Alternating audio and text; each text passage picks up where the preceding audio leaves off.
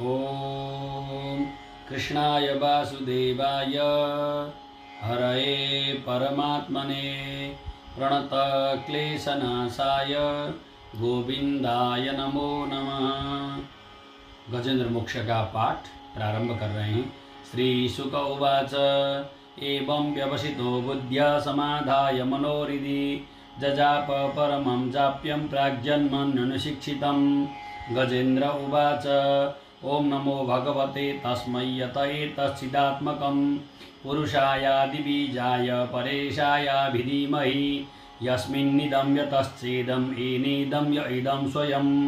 योऽस्मात् परमाश्च परस्तं प्रपद्ये स्वयंभुवं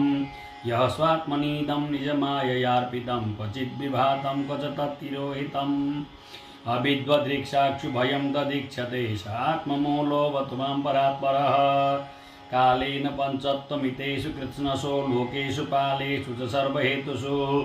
तमस्तदासीत् गहनं गभीरं यस्तस्य पारे विविराजते विभुः न यस्य देवा ऋषयः पदं विदुर्जन्तुः पुनः कोर्हति गन्तुमीरितुं यथा नटस्याकृतिभिर्विचेष्टतो दुरत्ययानुक्रमणः समावतु दिदृक्षपो यस्य पदं सुमङ्गलं विमुक्तसङ्गा मुनयः सुसाधवः चरन्त्यलोकव्रतमं व्रणं वने भूतात्मभूतः सुहृदः समे गतिः न विद्यते यस्य च जन्म कर्म वा न नामरूपे गुणदोष एव वा तथापि लोकाप्यसम्भवाय यः समाययातान्यनुकालमृच्छते तस्मै नमः परेशाय ब्रह्मणेऽनन्तशक्तये अरूपायोरुरूपाय नमः आश्चर्यकर्मणे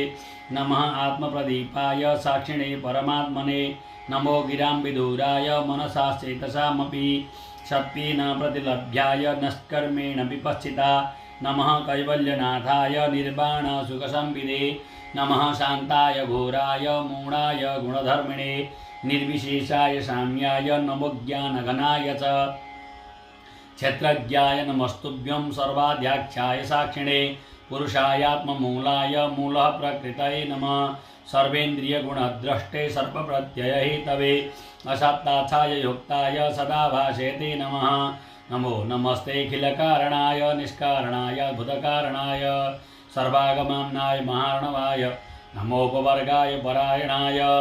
गुणार्णिच्छन्नचिदुष्मपाय तक्षोपविस्फुर्जितमानसाय नष्कर्मभावेन विवर्जितागम स्वयं प्रकाशाय नमस्करोमि मादृक्प्रपन्न पशुपाश विमोक्षणाय मुक्ताय भूरिकरुणाय नमोलयाय